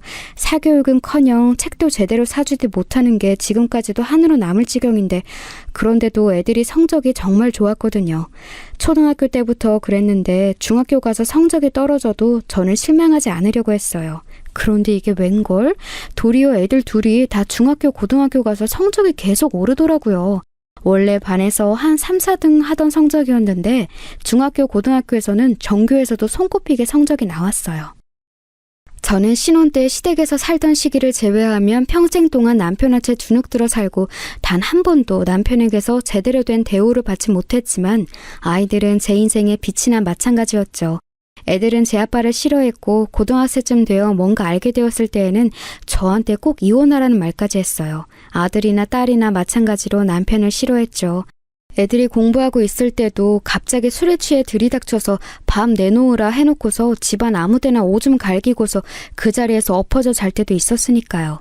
제가 마트 캐셔로 아등바등 돈을 벌어서 애들을 건사하고 키워나갈 때 남편은 자기 멋대로 집에서 나갔다 들어갔다 하면서 살고 있었죠. 이틀 만에 들어올 때도 있었고 일주일 만에 들어올 때도 있었고 어떤 때는 한 달 만에 들어올 때도 있어서 대중이 없었어요. 대부분 술에 취해 있거나 아니어도 들어와서 잠만 자고 밥 내놓으라고 해서 밥만 먹고 나가는 경우가 대부분이었고요. 제가 마트에 일하러 나가 있는 시간에 들어오면 자기 마음대로 냉장고를 엉망으로 만들고서 사라지기도 했어요. 남편이 또 집에서 돈을 가지고 나갈까봐 저는 출근할 때 제가 근근히 모아놓은 통장을 주머니에 넣고서 나가기도 했었죠. 그렇게 애들을 어떻게든 길러냈었는데 저희 애들이 그래도 제 기대를 저버리지 않고 정말 좋은 대학에 갔어요. 대학에 가서도 저한테 무리시키지 않겠다고 부담 주고 싶지 않다면서 공부 열심히 해서 장학금을 받고 생활비까지도 아르바이트를 해서 보태더라고요. 좋은 대학에 갔으니 과외하고 학원 강사 일까지 하게 되어서 나름 벌이가 나쁘지는 않은 것 같았어요. 하지만 아이들이 그렇게 저를 도와주기 시작할 때 솔직히 기쁘기보다는 슬프더군요. 얼마나 부모가 시원찮으면 애들이 이렇게 빨리 철이 들어서 놀아야 할 대학 새내기 때부터 이렇게 치열하게 일을 하고 공부를 해서 나를 도우려고 노력하나 싶어서요.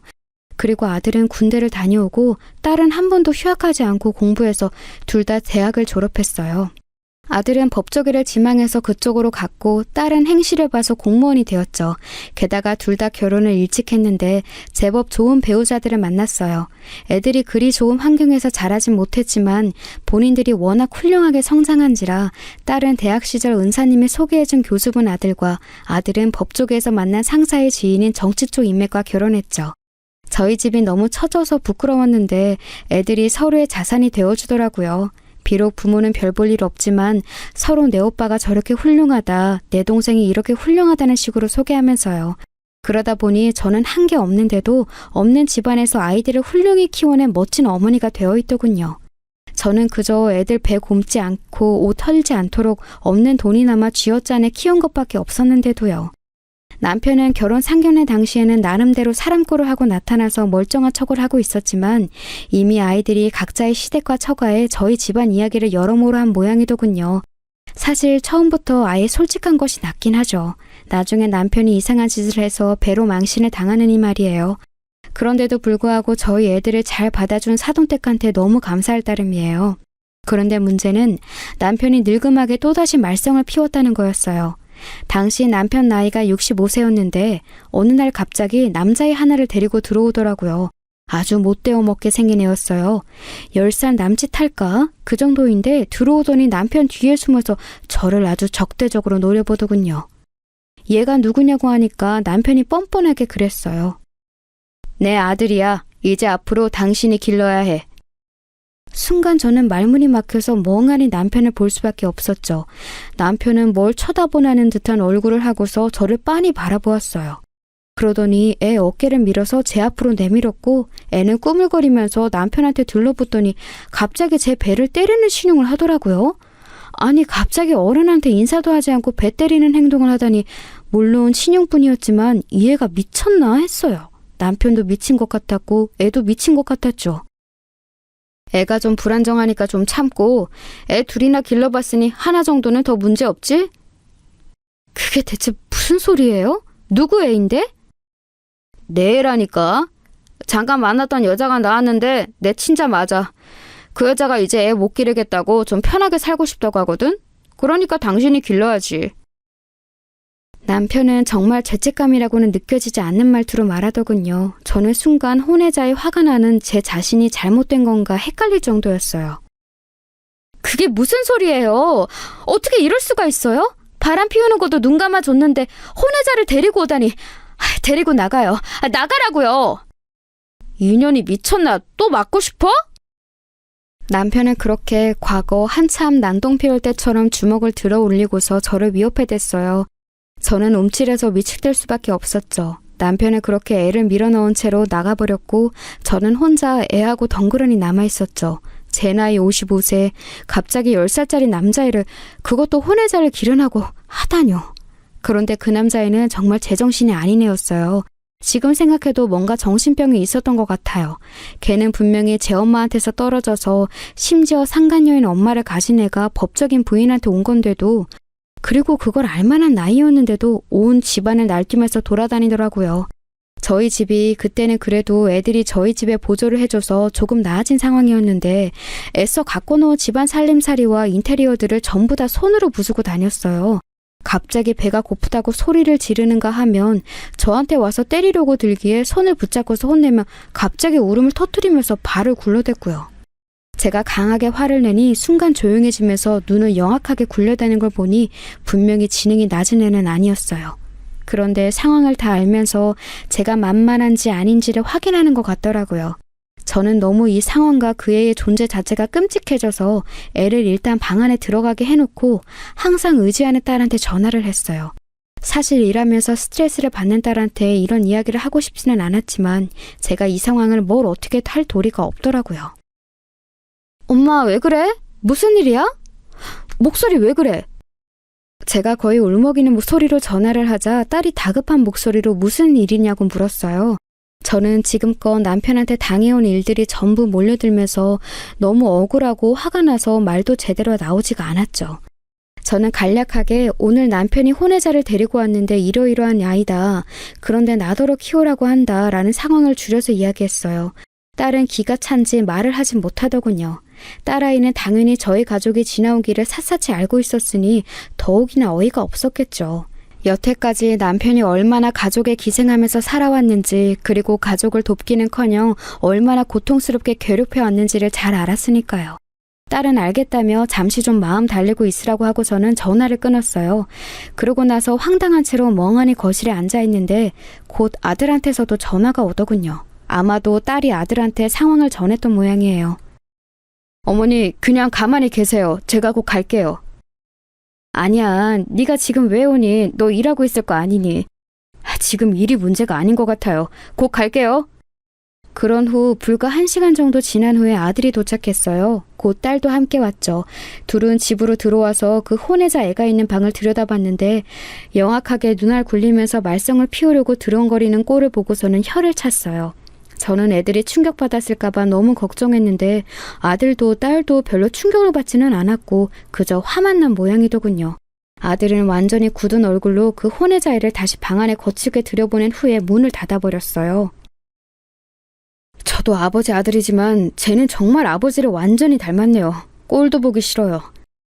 아들은 무뚝뚝하고 냉철한 편이라 저런 말을 거의 안 했거든요. 무척 거친 말투에 저는 좀 놀랐어요. 딸은 눈을 찌푸린 채로 팔짱을 끼고 있다가 한숨을 푹 내쉬었죠. 그래도 우리가 자식 노릇은 하려고 노력했어. 그렇지, 오빠? 그래. 그런데 이제 안 되겠다. 아들은 그 자리에서 전화로 남편한테 통화를 하더군요. 남편이 받았는지 저쪽에서 반기는 목소리가 들렸어요. 아들과 딸이 워낙 훌륭하게 커서 사회에 나가 힘있는 자리에 올라가고 나서 남편은 자식들을 자랑스러워하면서도 조금 거리끼게 되었죠.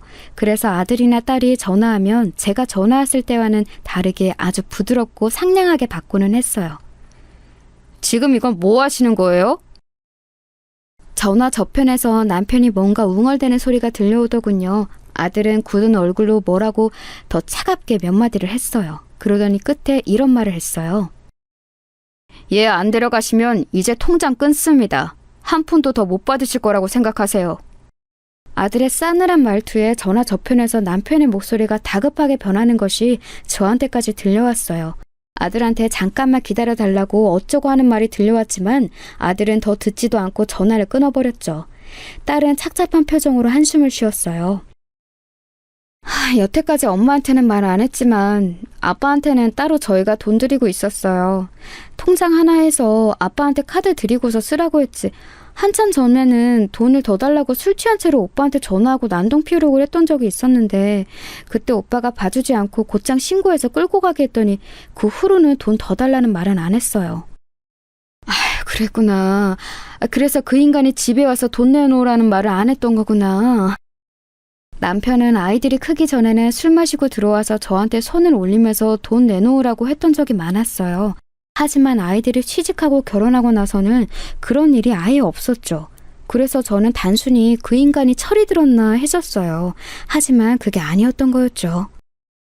어머니한테는 죄송한 일이지만 그래도 아버지니까 최대한 조용히 지내도록 입이나 막자는 의도였어요.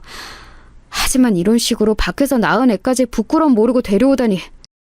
아들은 얼굴이 굳어진 채로 그 혼외자 애가 들어가 있는 방문을 쏘아보았어요. 몇 시간 뒤 남편이 헐레벌떡 집 안으로 뛰어들어오더군요. 돈을 끊어버린다고 하니까 벌벌 떨면서 뛰어오는 게 정말 같지 않고 꼴보기가 싫었어요. 야, 내가 그냥 쟤 보낼 데가 없어서 데리고 온 거다. 한 번만 봐주면 안 되겠니? 따지면 제가 너희들 늦둥이 동생이고. 말 조심하세요. 누가 동생이에요? 저 상간녀한테서 낳은 애 동생으로 둔 적 없습니다. 아들은 대놓고 쏘아붙였고 남편은 얼굴이 창백해졌어요. 아들은 자리에서 일어서서 방 안에 들어가 그 애를 데리고 나와 남편한테 맡겼어요. 그 버릇없던 애도 뭔가 분위기가 이상하다는 걸 알았는지 영악하게 눈만 대굴대굴 굴리면서 눈치를 보더군요. 아들도 딸도 아무런 감정 없는 무표정한 얼굴로 남편을 바라보고 있었어요. 저를 보호하는 것처럼 둘이서 제 앞에 서서 저를 가리고 있었죠. 순간 기분이 묘하더군요. 남편은 아이들이 자라나는데 폐를 끼쳤지 도움이 된 건 아무것도 없었어요. 그 긴 세월이 이런 식으로 보상받는구나. 내가 내 아이들을 이렇게나 키워냈구나 싶어서 순간 눈물이 다 나더라고요. 남편은 벽처럼 선 아이들에게 할 말이 없는지 뭔가 웅얼대다가 그 혼외자를 데리고서 나갔어요. 그 애가 고아원으로 가든 그 상간녀한테 다시 가든 제 알 바는 아니었죠. 아들은 돌아서면서 저한테 한숨을 푹 쉬었어요. 어머니, 이제 아버지하고 이혼하세요. 이혼? 저 인간이 이혼을 해주겠니? 다 방법이 있어요. 어머니는 그냥 동의만 해주시면 되니까요. 딸과 아들은 이미 방법을 생각해둔 게 있다는 듯이 저한테 협의 이혼할 거냐고 의사만 물었어요. 저야 정말 환영이었죠. 남편 노릇 못한 지는 너무 오래되었고 이제 인생의 암적인 존재로만 남은 남편을 삶에서 떼어낼 수만 있다면야 뭐가 문제겠어요. 그 일이 있고 나서 한 달 뒤쯤 아이들이 남편하고 찾아왔어요. 남편 얼굴은 죽상이었고 그대로 법원에 가서 이혼 신청을 했죠. 저는 이 인간이 이렇게 고분고분하게 달려와서 이혼을 한다는 게 믿어지지가 않아서 애들한테 물어봤어요. 그랬더니 다 방법이 있다면서 알려주지 않더라고요. 나중에 보니 그 상간녀도 유부녀라 저와 이혼해주지 않으면 상간녀의 남편한테 불륜 이야기할 거라고 남편한테 위협했답니다. 상간녀의 남편이 하필 검찰 쪽 사람이라 고소에 대해 빠삭한지라 잘못하면 손해배상을 거하게 당할 수도 있다는 사실을 아는 남편은 결국 이혼에 동의했던 거였죠. 처음부터 끝까지 얼마나 한심한 인간이던지요. 결국 저는 그때 이혼에 성공하고 나서 한 번도 남편의 얼굴을 보지 못했어요. 아들과 딸이 어떻게 으름장을 놨는지는 몰라도 분명히 이혼했다고 해도 한 번쯤 집에 와서 행패를 부렸을 인간인데 코빼기도 안 보이더군요. 진작에 이렇게 할 걸. 그래도 아버지라고 괜히 망설였다고 아들이 후회할 만큼 편히 살고 있어요. 자식을 잘 길러놨더니 어미가 말년에 편하게 살게 되어서 정말 뿌듯하고 감사하네요. 요즘은 정말로 즐겁게 살고 있어서 매일매일이 즐겁답니다. 여러분도 항상 즐거우시면 좋겠네요.